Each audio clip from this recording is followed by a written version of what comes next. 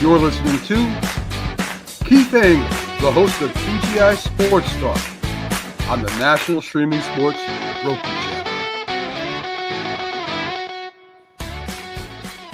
Good morning, everybody. Keith Engel here for Jack and Keith's Weekend Playbook. As you know, we're on vacation. Well, I'm on vacation. Jack is suffering in New York City or wherever he might be. But we're pre-recording a few shows for while I'm out.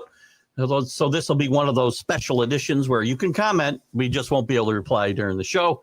And today we're going to get into some boxing talk, and I'll welcome in Boxing Hall of Fame writer Jack Hirsch. And I guess I can leave it at that because of today's topic, Jack. Yeah, you don't have to say sports guru. You know, Yeah, I'll give you for not saying that on this show. That way I don't have to pay as much today for today's show. That's a good thing. So only one title you get today.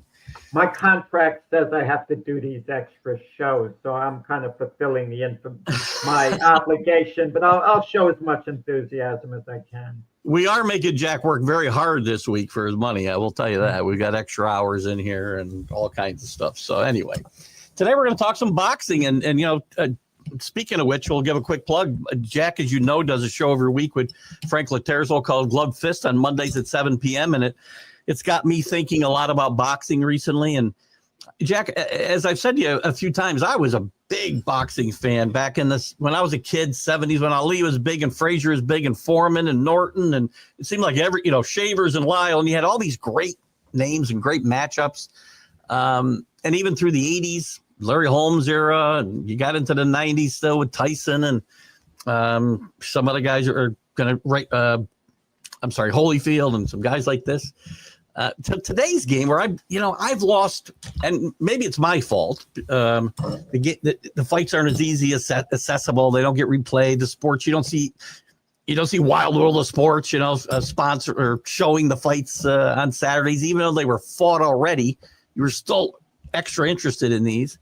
And Howard Cosell had a lot to do with that. Maybe that'll become part of our conversation. But what are your thoughts about boxing today as compared to the era that I'm talking about? Well, no, I think it's much more accessible. I'm going to first say the good part about it.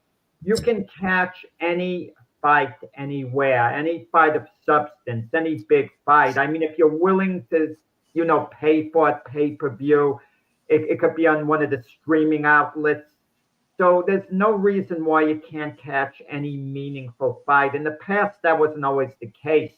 There'd be some championship fights, and it wouldn't even be reported in the local papers. It could be overseas.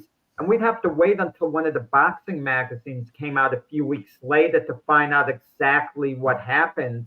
And that's not the case today at all.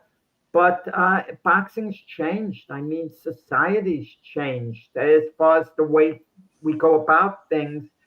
And boxing, along with baseball, those are the two sports with the greatest tradition. Mm-hmm. I mean, you could make an argument that baseball now has a greater tradition than boxing. Maybe you could have made it before. I didn't think so.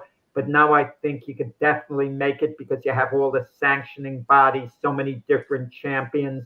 I kind of feel baseball has now surpassed it because there's sanity in baseball as far as looking at it from a historical perspective. There's no sanity in boxing with what goes on. Is there casual fans today? I mean, that's a great question, right? Every sport, really, the sports need casual fans to survive, in my mind. Does boxing have that audience left, the casual fan who's not diehard? I guess like me, I'll say like me. The casual fan for the big fight, yeah, of course. Everyone's going to love a big fight. The average sports fan is going to be interested in seeing Terence Crawford fight Canelo Alvarez. It's a big thing. It's a big event. They're going to be into that, just like the non-football fan might have some interest in the Super Bowl, might sit down and watch the game. But on a balance, no. And the way society's changed, what used to be the biggest media outlet for the most part, Keith, it used to be newspapers. Yeah. And during that time, the newspaper era, especially, the 40s, 50s, 60s, 70s, we get a newspaper like the New York Daily News, which sold the most papers in New York. And on the back page, would be a fight that took place the night before, like let's say Jerry Quarry and Ron Lyle. Even the New York Golden Gloves, amateur boxing, would sometimes get the back page of the paper. And when you think of it, the Knicks were around then, the Rangers were around then, the Yankees and Mets were around then. But I think the other sports have become a bit more relevant, a bit more impactful, and boxing, kind of just drifted away. Can it come back? I mean, let me ask you this. So I'll ask you if it can come back, but come back to where? Where was the golden era? Was it the time I'm talking about, late 60s into 70s? Is that the golden era? No, I think it's personalities and the type of crowd that it attracts. Okay, a few years ago, I went to Las Vegas to see Terrence Crawford fight Sean Porter. And I didn't go as a media member. I covered it actually for my publication, but I allowed my buddy to buy me a ticket because he wanted to sit next to me, and we sat in the middle of the arena. So I watched the fight from a different perspective, and you can even cover fights now off TV or looking at the big screen. You don't have to be like at ringside, right, in the first or second row like you were years ago to actually cover an event. And I'm looking around at the crowd. It wasn't the same crowd that I grew up in when I was young, started going to the fights. Those were real fight fans. And now I'm going to this fight. It's on a Saturday night. It's date night. And it's pleasant seeing all these young couples, with their dates, going to the fight, enjoying it. To them, it's entertainment, which is fine, And I enjoyed blending into that crowd, but I stood out in that crowd as being different because I was a real hardcore fight fan. Yep. And you're looking around at the people, and you could kind of tell they weren't. And I don't want one of these liberals to come back at me and say, "Well, how could you tell they weren't?" Because when I grew up over decades, I didn't see, the crowd with young people having a date night the same way. So we'll use logic in this situation. It was a nice time. It's a different crowd, and fighters too had to earn their keep in the past. Now a fighter take a Ryan Garcia, okay? He's like one of these hip hop YouTube fighters, gets a big crowd, gets busted for steroid use against Devin Haney, gets busted, gets suspended, comes back from his suspension, is beaten badly by Raleigh Romero, an ordinary fighter. Now he's going to be put in a big fight next. After that, he's getting rewarded for steroid use and getting a rear end kicking right after that. He's getting rewarded. Yeah. Okay, it's insane. And he has an obnoxious personality, even though he seems to have a nice heart. I'll give him that much. He doesn't seem to be a bad person at all. But and you see how these guys are so abrasive, how nasty they are. And a lot of these fighters, they're acting like they have a crap game on the corner of the worst neighborhood going on, and they don't want to pay up the money they lose in the crap game, and they're cursing and this and that, and you know what it could lead to. I mean, that's the obnoxious personalities that you're getting in this sport as well. Are you able to continue the love you have for the sport like you did 50 years ago? I do, because it's such a history of great fighters, and I kind of focus on that. So take the history away, just what you're watching today. Do you feel the same way you felt 50 years ago? There are no substitutes for good fights, but when I was younger, Keith, I could sit through every fight. I would get to the arena before the first fight, and I would watch every fight because I knew how much it meant to the undercard fighters. But now they make it so monotonous. There was a show at the Barclays Center with Danny Garcia, good Philadelphia fighter, former champion, who actually was promoting it as the last fight of his career. He was actually putting the money up because he fought at the Barclays Center a good number of times. Even though he's a Philadelphia, and the Barclays Center in Brooklyn was kind of his house. but I'm looking 14 fights on this show. I don't want to go. I don't want to get home 1:30 in the morning. I'm sick of it, Keith. I'm older now. When I was younger, yeah, I mean, I'm in great shape, but I just don't want to sit in the arena for 8 hours of boxing. I don't want to. I could maybe tolerate it to an extent when I'm at home, and then the fight show, it ends. Look, Terrence Crawford, Canelo Alvarez began 10 minutes to 1 on the East Coast, but you stay up for it because that's a mega fight. I'm not going to stay up for things normally. And I found myself even doing this. If the Yankees are playing, they have a 1-run lead in the ninth inning, and there's a boxing match on.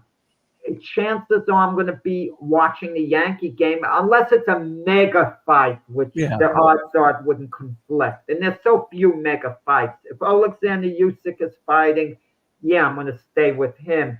If Dimitri Bivol, the world light heavyweight champion, is fighting, I'm going to stick with him. Of course, I'll stick with Terrence Crawford and maybe a handful of other fighters.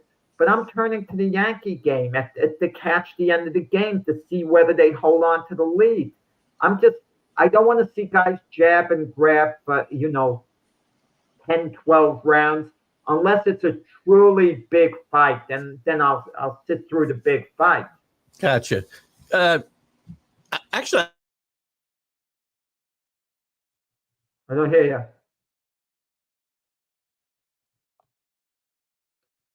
Sorry, I muted myself. I don't know how I did that. I'm going to circle. I'm going to go back quite a ways because Rick Sherlock, I think it was, said I should interview Jack Hirsch on one of my shows, and I think that's what we're going to do. Yeah, we talk all the time. I mean, that's kind of an interview though, because Rick is old school to a large degree. He is, and what I want to do is get back to. I want to talk about Jack and how Jack got into boxing. You were a boxer, and how did that come about? Well, I got very lucky. What happened? I don't know why we're attracted to anything. I actually wanted to be a Major League Baseball player. Yeah, you didn't. And I'll tell you, I never actually played for my high school, but I played when I was in high school on the parade grounds. I'll just get the baseball out of the way. But when I was about age 17, I knew my baseball career was over at that point. I was a great little leaguer, but not known to me at the time. The pitching was less than pathetic. They would just throw the ball over the plate. I never struck out. I would hit it somewhere and always get on base. And to me, errors counted as hits. So I hit like 550 one year. Now I go to a higher level. Serious competition at the parade grounds, Major League Scouts. Yeah. I knew it was over for me when my team won 19-5 and I didn't get in the game. That was it. That basically settled it for me. But I had the same manager who actually, I won't name his name. He didn't like me. I didn't particularly like him. But he also managed Manny Ramirez, as well, the Manny Ramirez. And he turned out to be a big league scout. So you can use that as, you can put that I guess he knew what he was talking about. So I get into boxing, amateur boxer, you have all these hopes of being champion. It's not, but I could tell it wasn't for me. And I was Vito Antifermo's sparring partner a couple of years, former undisputed world middleweight champion. He actually did well in the gym against Vito. Style-wise, I had the perfect style, tall, lanky, southpaw, could jab, move. He wasn't the hardest puncher, even though he's freshy. I could kind of keep away from him. But Vito was great working with a guy. He didn't go all out. So my 100% could survive against Vito's 50%. Basically what it came out to, because it was like I was on the Parkway with Vito and I was like traveling 65 miles per hour. And he was, going 40 miles per hour. So I could keep up, in that sense. But Vito would always tell me the great work I was giving him. And he says it to this day. If you talk to Vito, he embellishes me. He makes it seem like how great I was. And people's mouths are hanging open who know me. And say, Don, Jack is telling the truth, And But for some mysterious reason, I couldn't take a punch to the body after a while as I was getting older. And I consider that a blessing because when you look at these guys who've had a lengthy pro career, it catches up to them later on. And I consider myself lucky I didn't get to that point. I was in the Golden Gloves a couple of times, was defeated, very competitive fights. Most people feel I won one of them. I don't like to go there with that. The point is I didn't get the decision, case closed. You kind of move on. But I just enjoyed being around the gym. Like Rocky Balboa said in the Rocky movie, Mickey tells him, you got to retire. But he wants to train guys. He says, I've got to be around it. I enjoyed being around it. And then I'd go to fights. And from a young age, very young age, whenever I went to a fight, I'd go home and I'd like write about it. And it was a hobby of mine. And I remember when I was 16. You're writing about your own fights? You're writing about your own fights or just the fights you No, the fights I was going to at the Garden. Gotcha. Okay. Small clubs, the Sunnyside Garden. Yeah. Or any arena. I would write about the fights, how they took place. And I kind of lost my train of thought then. Oh, sorry, I interrupted you. Yeah. And, right. I wrote, they had a guest column in this magazine called Boxing Illustrated, and they published my letter in the guest column when I was 16 years old. And I said, I'm going to become a boxing writer because I feel it's my obligation. When you look at these other boxing writers, they don't know what the heck they're talking about. and that's a tremendous thing to kind of look back on, that I wrote that at 16 and it kind of became a reality. I mentioned Vito Antuofermo before. This is something like out of a Hollywood movie. When he was first brought into the gym, Vito Antuofermo, former undisputed world middleweight champion, he was fighting in the street. He was from Italy. He was fighting in the streets in New York, and a police officer caught him fighting and broke it up. And he said, look, if you're going to fight, you're going to do it the right way. And he brought him to a boxing gym, the Sweeney Center Police Athletic League in Brooklyn. Imagine that, how insane that is. If a police officer caught a kid fighting today and he brought him to a boxing gym and got him to boxing, chances are the police officer could lose his job today. Right. That's how insane it is. But I show you the way society has changed. But then it was normal. But when Vito was first brought in the gym, I was relatively new. I'd been there maybe a month or two or whatever. And he brought him to a trainer, Joe LaGuardia. And I'm standing with Joe LaGuardia as Vito's first brought into the gym, this stocky little Italian kid. And I'm just looking at him, eyeing at him, and freeze the picture of the four of us. There's the coach, Joe LaGuardia, former pro fighter, the police officer. Who would have known he would have turned out to be a well-known boxing judge later on, Joe Dwyer. And he was president of the North American Boxing Federation. He would turn out to be that later. No one would have any idea that the police officer would have been that. All he was a former amateur boxer himself long ago at the time. Who would have thought me staring at Vito would wind up being president of the Boxing Writers Association of America? And who would have thought this stocky little Italian kid would turn out to be the undisputed world middleweight champion? It's crazy. If we would have froze that moment and someone would have told us what we all would have been. That's an interesting story. It's a true story. Insane. Crazy stuff. As you started writing, where did you start writing? Where were your writings? Where were they published? No, in the beginning, I just wrote for myself on the fights, the habit. I liked it. Then in the 1980s, I started writing, getting published. There's this magazine, Boxing Beat magazine, and I saw the editor, Ron Scott Stevens, who's ironically a friend of mine today. And I go up to his office and I told him I think I could do a good job as well as any writer you have, blah, blah, blah. And pleasant surprise, he gave me an assignment, not the most sexy assignment. Write a story about cut men. Cut men, man. But I did it, and he liked the story. And then that magazine soon folded. Then there was Boxing Beat magazine, and he turned out to be the editor around Scott Stevens. And for some reason, he didn't like my work a great deal. But I kind of psyched him into liking it later on. He never knew this story because Ron Scott Stevens lived on Monroe Street, and he had a brother named Nick. I found this out in the strictest confidence.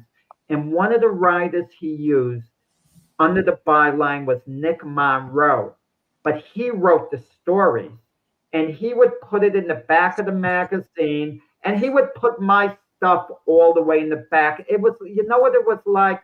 I alternated between third team and practice squad. He kept me on the team, didn't cut me, but I saw that he's not seeing my talent. So I played a head game. This was magnificent. I was brilliant this day. One day I start telling the editor him off. You have no clue what you're doing. You don't know talent in the slightest. You're screwing me. You're screwing one other writer by putting us in the back. You don't know what you're talking about. And he says, who else am I screwing? And I said, I don't even want to talk about the guy because I don't even know who the hell he is, blah, blah, blah. And he says, well, who is it? I go, this guy by the name of Nick Monroe. He's really an exceptional writer. And you have him on the, on the back with me. And I could tell he was stunned because he was Nick Monroe. But he didn't know that I, knew that. And I'm complimenting him as being so great. That moved me to the front. That elevated me back. Okay. Being the back isn't always bad. Years ago, Sports Illustrated used to have an end story in a very back page, not the back page, but inside the back cover. They always that's one of the first stories I always read in Sports Illustrated was that last story. It was always a great story. So you were that guy. In 1989, I hooked on with this publication. It's a print publication. They come out weekly. Plus, they now have obviously a website in 1989 called Boxing News in the UK. They've been in existence for well over 100 years. Okay, and they run weekly. Great publication. And all the editors have loved me there from 1989. I'm their senior American correspondent there. Cool. Well, you've had a great career.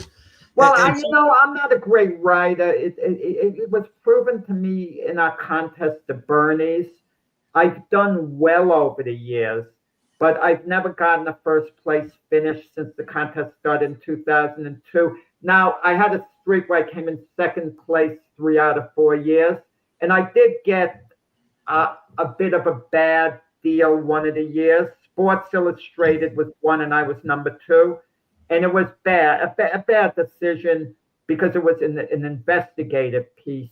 And my investigative piece was a true investigative piece, the demise of the New York Golden Gloves, as opposed to this fighter taking up some hobby. Just the topic alone, I should have won. But my theory is the judges, everyone knows Sports Illustrated, the bylines are removed. But they must have come across it before. Yeah. And it wasn't quite a good deal. And there were a couple of other second place finishes. And, and I got a ton of honorable mentions, some third place finishes. But it's what it is. It's like a team that's never quite won the Super Bowl, but is always won a championship, but I've been in the mix year after year. You're the Buffalo Bills kind of boxing. Yeah, you could say in a way I had a run like the Bills, but not 4 years. No, 3 out of 4 years. That's close enough. But yeah. Listen, in your experience doing what you're doing, following the sport, and again, as I grew up, I'm growing up during Ali and Frazier, and to me, I couldn't have grown up at a better time. I'm sure there were other, and I know there were, other golden eras, if you were. But one of the big influences in the game at that time, and why it became popular, probably for me, because I'm a kid watching Wide World of Sports, and this is where I start to get into boxing because of one guy, and people love him, people hate him, people whatever. But how actually influential in the sport was a guy like Howard Cosell. Oh, tremendously, and never given the credit he deserved. Even during the era when he was broadcasting, and even now, people talk about Don Dunphy, Howard Cosell, and they prefer Don Dunphy. Dunphy was very businesslike. I mean, he got his facts right, so on. But Howard Cosell was exceptional. His down goes Frazier, down goes Frazier call is one of the great calls in sports history. And Cosell made it entertaining. It turned out at the end, Cosell turned out to be a bitter hypocrite at the end. True. I mean, don't walk away from boxing based on principle when you've gotten everything out of it you could have. But then after he walked away, he came back temporarily to call the 1984 Olympics, rationalizing, amateur boxing and its purity is, so much different. And the two sports, and I could ask you this, Keith. What gave Cosell his most fame? And it comes down to two sports. Boxing or Monday Night Football? Very interesting question, man. I got to write these debate questions down at the time. You should, and you owe me money. And you owe me money for me helping you come up with these ideas. I always get it, but then I forget about it. I will tell you what, here's what I think about Cosell, because Cosell became big because of his support for Muhammad Ali, right? During the whole Vietnam thing, and his conscientious objector, and he had him on TV and interviewed him, and you can say that he was a big, he changed history of boxing by just his support of Muhammad Ali. I don't think he gets Monday Night Football without that exposure before Monday Night Football. No, Howard Cosell as a broadcaster would talk about a variety of topics. He'd say, "This is Howard Cosell telling it like it is," and he wasn't generally liked by his peers. No. Okay, he's an entertainer more than anything else. Well, yeah, I'm not saying he didn't know sports, even though Dick Young he used to feud with Howard Cosell. Dick Young, the very influential columnist of the Daily News. And Howard Cosell also did baseball. And I cracked up over one of Dick Young's columns, the headline that said, "Howie Exposed." And Dick Young wrote that Cosell actually did a good job on Monday Night Football, but he said he did a terrible job on baseball. And he said everyone knows baseball. Everyone watching understands the game, and Cosell didn't understand the game. I would agree with you. And Jim Lampley was recently talking about, I saw him in June on the grounds of Canastota, New York for the Boxing Hall of Fame weekend. And someone asked him about Howard Cosell, and Jim Lampley was a young intern at the time working under Cosell. Sure. Cosell would sometimes call him in the office, and Cosell would read to Lampley passages of the book. And Lampley's job was to sit there and tell Cosell how magnificent it all was, how great it was, how great you are, Howard. These words fit you perfectly. He was to talk very glowingly about it. It's the only way you could act with him. Did you cross paths with him, by the way, at all? No, never Howard Cosell. I remember, this was 1992. It's very touching. There was a small press conference held for a fight that was going to be in New Jersey 3 days later, and Ali was there and Cosell was there. And I remember their pictures were taken, their cheeks touched. It was two, guys who, could tell when declining health passed, the thing. And I remember Cosell getting up there talking, and, he got up there, he says, "Muhammad, I love you. The whole world knows that." And I remember the look that Ali had, the warmness when he saw Cosell greeting him. There was genuine warmness there.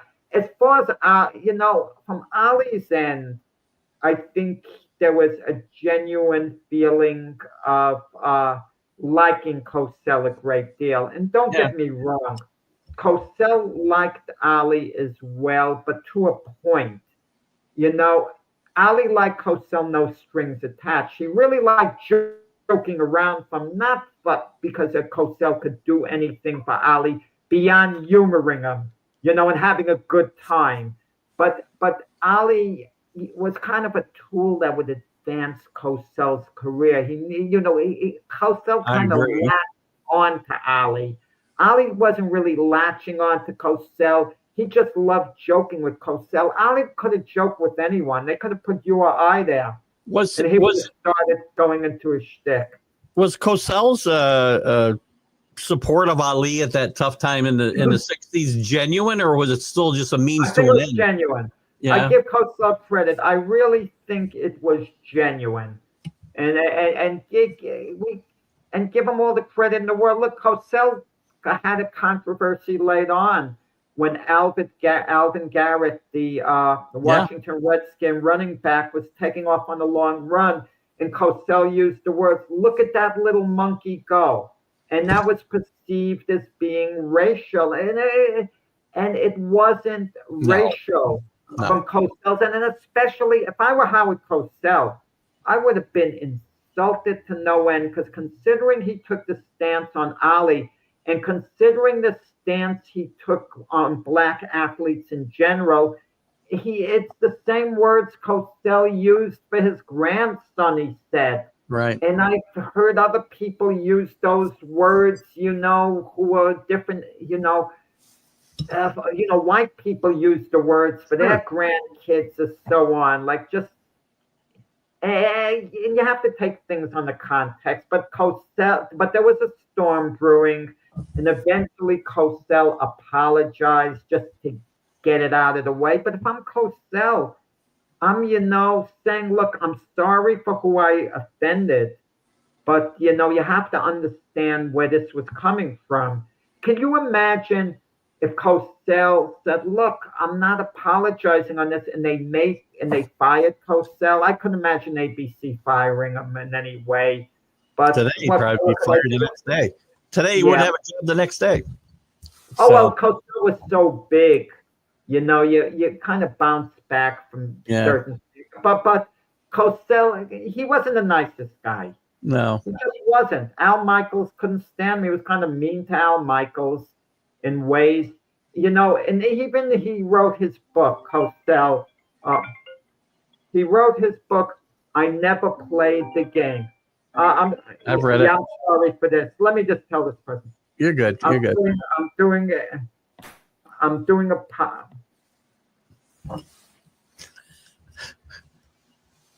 Jack must be talking to his alter ego.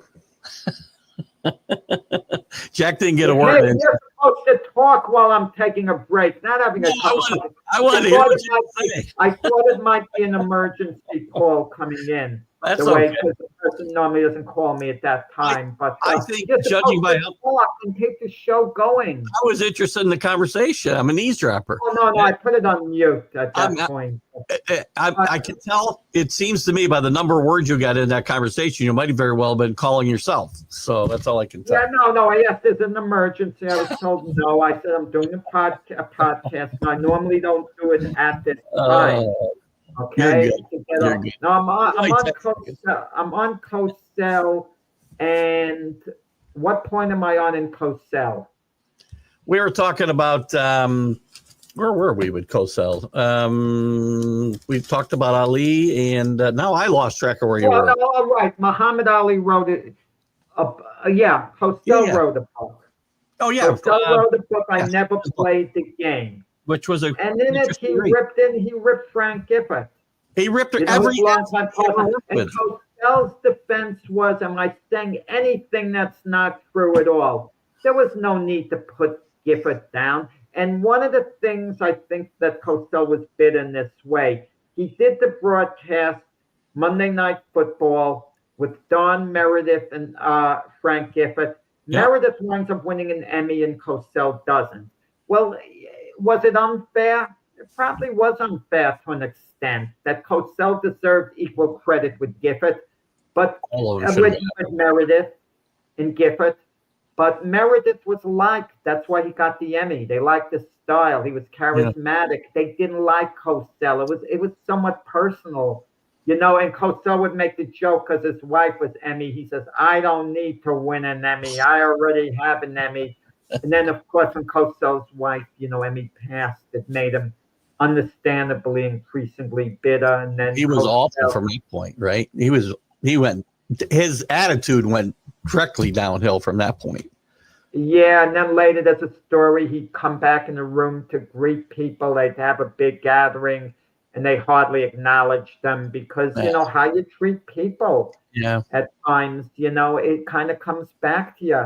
And he wasn't the nicest guy by all accounts or something. You had to bow down to him. Oh, Howard, you're so great. You're so magnificent. Can I get you a cup of coffee? Can I do this? Can I do that? Can you share some of your thoughts how I could self-improve? Then maybe throws you a bone. Yeah. Listen, I wrote something like this about Floyd Mayweather, who's not as bad about Mayweather. I said, Mayweather's very humble as long as you're humbled by him. That's and fitting. another right. Yeah. Does Ali, just to wrap up this part of what we're talking about, without the support that he got from Cosell and the national exposure talking to Cosell, does he have the second act that he had? No, absolutely. Listen, Ali would have been wouldn't have mattered if not as big, nearly as big as he was without Cosell. The Cosell Ali thing was great entertainment. The two of them going back and forth. Does he even get the fight without that? Does he even get the fight again without that support? That's kind of where I'm trying to get. Oh yeah, well, absolutely. And it's great that Cosell took a position on Ali's side. He should be allowed again.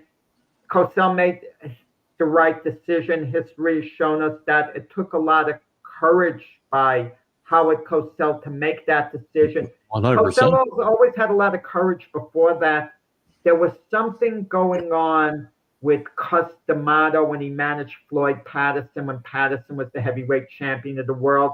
And Cus D'Amato found Cosell to be absolutely fearless, in the things he did. And he had a lot of respect for Howard Cosell, during that time. And yeah, Ali absolutely does. It's not, Cosell didn't carry that amount of weight when he took Ali's position. Yeah, he was as a broadcaster, he was the most popular broadcaster. People heard him. They listened to him. He had a voice, but the powers that be, he wasn't so powerful that he could embarrass them that they were going to let Ali back in the ring. Yeah. Is this comeback? Is that one of the biggest? Obviously, it's one of the biggest. Where does that rank in big stories in boxing? Is Ali's comeback at one? No, that's a great story. But the myth surrounding Ali is that he was a war activist. He was against the Vietnam War. Ali was never a war activist. I get sick and tired about Ali being put on a pedestal. Oh, he's a man that stood up for his principles. He absolutely did stand up for his principles. And look, if you want to rate Ali as the number one humanitarian in sports history, and that's more important than sports itself, go ahead and do it. Fair. Because he would get my vote. Ali was a great humanitarian. The way he had compassion for people, the way he tried to help people, the way his career was over. He was even a better humanitarian. Let's forget the things he said about Joe Frazier, but as a humanitarian than he was as a fighter. And that tells you a lot.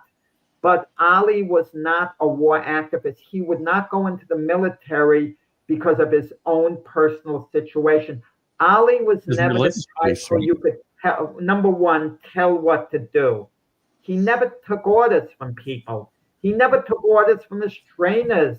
Yeah. He even said with Angelo Dundee, he never took orders from Angelo Dundee. If Angelo Dundee tried to order Ali around, Ali would have probably moved on from him. But Dundee was the perfect guy who would blend in to Ali's personality.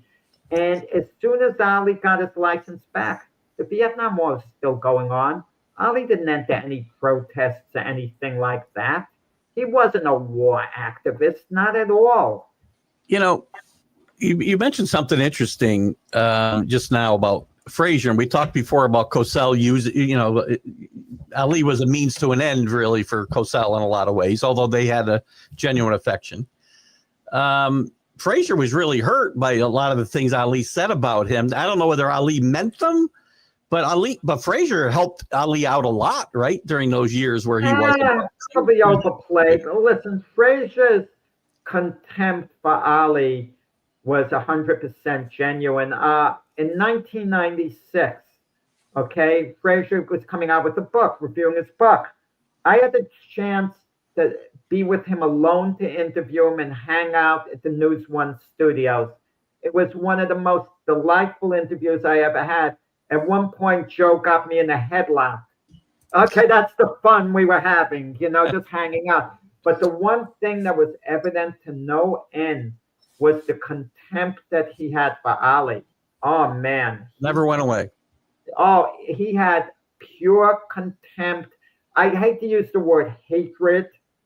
And it was 1996, 25 years after they fought. I said, look, what happened to Ali came and said he was genuinely sorry, the way he treated you. I talked about a hypothetical, and Frazier didn't say I wouldn't forgive him. He said now he's going to do that all these years later. As it turned out, at the very end of their lives, there was a coming together at that point. Joe probably still had some hard feelings, but to Ali, from Ali's end, you have to understand, Ali would get riled up. He liked to rile things up. He was the biggest jokester. He liked to go on and on and on. And before their first fight, and by the way, I've accomplished a lot in boxing, but the one thing I didn't accomplish per se is my second most important thing maybe in the sport, and that's sitting in the last row of the fight of the century, Ali Frazier, March 8th, 1971. Okay, just the idea that I was there for that historical thing, that I was a part of it in the most minuscule of ways is something I'm extremely proud of. But by the time, but Ali would keep ribbing Frazier. Ali was like that. He'd like to rib people. But for the first fight, Ali was psyching himself out. He crossed lines by referring to Frazier as an Uncle Tom, a sellout, a this, a that. They'd actually been friends before that. Now, as far as Frazier helping Ali out, he's saying, I helped him get his license back. Frazier did go to Washington, D.C. to talk about it. He was doing it as much for himself as he was for Ali, probably more so, because this would enable him to fight Ali. Let's be a realist. He wasn't doing it. If there was no possibility of Frazier fighting Ali, and Frazier still went to Washington to help Ali get his license back, I mean, that would be a different situation. I would guess. I mean, did they need each other, or did Frazier need Ali in this situation more than after with the fights from the fighting standpoint, to get that legacy that we often talk about? Did Frazier need Ali more than Ali needed Frazier? You think, or was it equal ground? I mean, Ali said it best. They both needed one another. Let's make believe neither one existed. Frazier would have won the heavyweight championship as it turned out, he wound up being undisputed champion in 1970. He probably would have won it a bit sooner, maybe the end of 1968, 1969, and he would have held it a few years until he would have lost it to George Foreman. Okay, my feeling what would have happened if Ali didn't exist, Frazier would have beaten an older version of Sonny Liston at that point in Liston's career. Frazier would have hammered him into defeat, and then he would have lost to Foreman, and Foreman would have carried on until whenever. I don't want to go in the whole thing. No. As far as Ali, when if Frazier didn't exist, Ali would have been stripped of the title. Who would have eventually won the championship? It would have been George Foreman. Ali would have beaten him at some point when he came back. It probably wouldn't have been in Zaire in Africa. It probably would have been in the United States, maybe at the Houston Astrodome. They needed one another to put on the biggest event, the biggest sporting event of all time. Think of it. Joe Frazier was the winner of the biggest sporting event in history. When you think of it, that's. I was going to ask you where you rank that fight. You rank it number Oh, one? yeah, I mean, easily. It's in a class of its own. Yeah. I think you take the World Series. We saw the game, the seventh game, and you're saying I think that was a great event in the first Ali Frazier fight. I mean, come on, that's telling me like that's the same as saying like a Snickers bar is more nutritious than the greatest meal put together in the I might tell you that, actually. You may like it a little more, but don't compare it. That's a funny comparison. You're right, because when I asked the question, as I'm thinking about it, I'm like, all the other great fight. There were some other great fighters around too. They weren't as good as those three. Yeah. They all would have fought each other. I'm talking about the Ali Frazier. The first fight, the event was off the charts. There was never anything like that really quite before or since. I was 10 years old and I was hyped up for that fight. How I got a ticket is miraculous. I don't know whether I ever told you the story. I mailed out the ticket like 3 days after it went on sale, 3 days after. And I put my $20. I asked my mother for the money. I got the money. I said, this is really big. I really want to go to this. I put it in the mail. We talk sometimes about living in a different society. Imagine putting money in the mail and sending it to Madison Square Garden. Now, normally I'm never going to see the money again. Someone's usually going to pocket the cash. Asking for one ticket. Lo and behold, a few days later, comes back in the mail. I get one ticket to the Ali Frazier fight. And the moment tickets went on sale, it sold out like that. So how did I get a ticket mailing a couple of days later? Years later, I'm riding with a gentleman named Tom Kenville, who was very involved with the Boxing Writers Association of America for years. We're riding in the car, and I'm talking to Tommy. Tommy was also a publicist for Madison Square Garden, and he had a lot of responsibilities. By the way, one of his responsibilities was working the table for those famous Knick teams, and he would tell me when a player signed in how they would tap the table. Some would bang it hard, some would slap it lightly. That would have been a funny story to do. But he told me they sold out quick. They had a handful of single seats available. Ones. He said, if I asked for 2 seats, I wouldn't have had a prayer of getting it. But because I asked for one, they just got, they just happened to get rid of it with some people. And if they have it, they'd have, I got it. And I got to tell you, the story to come on March 8th, 1971, Keith, exactly 50 years to the day after that, 50 years to the day, I had a grandson born. 50 years to the day. And cool. I give all my grandkids nicknames. His nickname is the weirdest. He's called the 50th anniversary kid.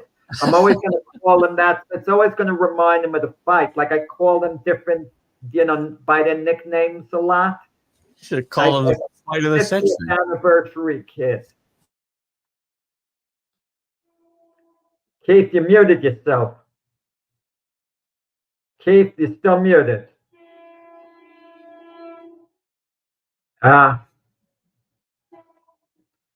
Keith is talking. I don't hear him. I guess I got to pick the Slack up. Then I'm hitting. I was going to pick the Slack up. So we were going to get the sound. Yeah. But Ali Frazier, 2 unbeaten champions. You know what you do, Keith? I don't know whether you ever saw the documentary. I'm muted. You hear me? I'm talking clearly now. Hang on 1 second. Yeah. Hang on now. How about now? Oh, you hear me? Now I lost Jack. Wow. Here I am. Hang on. Okay. I could sing every once in a while till you hear me. Sorry. I think something. You hear me now? I hear you. Do you hear me? Yeah, I think something happened with my sound. Yeah, okay. People listening to the show, they don't care about technical difficulties. Nah, they don't. Even though I'll admit at one point you're watching like the World Series, the last inning, and for one quick moment, where guy came dark on the TV area and then it bounced back on. And I'm going like, what? But if you want to watch, anyone listening out there, I don't know whether you saw this. If you want an idea about the first Ali Frazier fight, HBO had a great documentary, a 1 hour documentary, One Nation Divisible, okay, about the first Ali Frazier fight. And no, listen, Keith, I was there. You know what a big Yankee fan I am. When Reggie hit the 3 homers and the Yankees won the World Series, what it meant to be the electricity. I was there in 1969. Game 3, the Miracle Mets, when Tommy Agee made those catches. I was there for Game 3 of that. And you could take that and whatever. All the sporting events I've been to, put them all together in one pile. They don't add up to the first Ali Frazier fight. They just don't add up to it. Some of the best sports documentaries, I've seen that. And some of the best sports documentaries I've seen are boxing. The other one is When We Were Kings is a great documentary. I'm sure you've seen that. Listen, I'll put it in perspective and then we'll move on from how big it was. Terrence Crawford, Canelo Alvarez. If you put them on the undercard of the first Ali Frazier fight, we'd be watching it and we'd be anxious for them to get it over with so we could get to the main event. In all seriousness, we'd say, all right, listen, good style, great matchup, but save it for another time. Let's get it over with. It's Ali Frazier. Good call. We don't want to go too much longer, but tell me, again, we focus a lot on heavyweights. And that time I did. But as I got older and, you started getting guys like Boom Boom Mancini and these type of guys. There was great fighters in the lower weight classes. And obviously, as you got into the 80s with Leonard and Hagler and Hearns, another great group of boxers. What's your favorite? Do you have a favorite era group of guys, and what? Not a group. I had one favorite in particular who I liked. This fighter Jimmy Ellis. He actually was from Louisville, Kentucky. He was actually Ali's boyhood friend, boyhood pal. Even though they were much different people, and they came up together. And he was a middleweight, Ellis. He lost 5 fights as a middleweight, but then he grew into heavyweight, and he was Ali's sparring partner for a while, and Ali tried to build him up. And then when Ali's last fight before his forced layoff for not going into the military, Ellis fought on the undercard, and he knocked out a heavyweight contender, Johnny Pearsall, in 1 round. The Pearsall was in reality a light heavyweight, but he was a rated heavyweight. And then the WBA had an elimination tournament to find a successor to Ali. 8-man tournament, and Ellis won it. Okay? And then, eventually Ellis would lose a couple of fights later to Joe Frazier in a unification fight for the title. But Ellis was my favorite because I could never relate to Ali and Frazier fully. I'll tell you why. They were too great for me. Yeah. And I could never consider myself as that great in anything, that great, but I could consider myself to be pretty good, like as a rider. I consider myself to be a pretty good rider, but I'm not a great rider. I look up to, a few other guys, and you're going to ask me who's better, myself or them, and I'm going to say they're better, but I'm pretty good. I'm like the guy, Keith, and you can relate to this in baseball. 7th game of the World Series, you want your ace on the mound, your very best. But if you want the best possible rider, if everything was on the line. But if I had to ride for you then, you'd say, we can still win with Jack. You'd say, we can still win. Okay, let's go out there and take it. Jack can get it done for us. You got a lot of moxie. I would put you out there in Game 7 anytime, Jack. Jeez. Well, there's certain riders out there I look at, who are really, a few who are really, really exceptional. And listen, I could listen, what happened in the riding contest, I came in the top three, and I was standing next to this other great rider. Okay. Ron Borges there, great rider worked from Boston for a lot of years, worked in newspapers. And someone commented, it's like Clemens and Wakefield. And I kind of like that. He was referring to the other guys being Roger Clemens and me like Tim Wakefield. And I immediately looked up. Yeah, Wakefield had a 14-year career. He was a darn good pitcher. You made I'm a lot not of money. embarrassed. Good. I take it as a compliment. It's all good stuff. Listen, we're getting closer around that time, and I don't want to go over like we did last time, but we could talk more. And when next time we have to do one of these, when I'm on vacation again, we might do another boxing show. Oh, yeah. I got a bunch of more questions I want to get into the whole Mike Tyson thing, and is there ever a more unlikely? We're going to do that, Keith. I mean, you're in charge of the show. I don't want to question you. But we had to talk a little less about myself, but I think you had to get it out of the way because maybe Rick Sherlock, the man. I gotta get Rick his bone, I appreciate it. Absolutely. But I enjoyed learning that little bit about Jack Hirsch. I like learning about people. And we did that today, and we had a lot of fun, and we'll carry on this conversation. I promise you guys, probably in January or February, whenever I'm going away again. My wife just told me today we're away in February or January. I didn't even know that.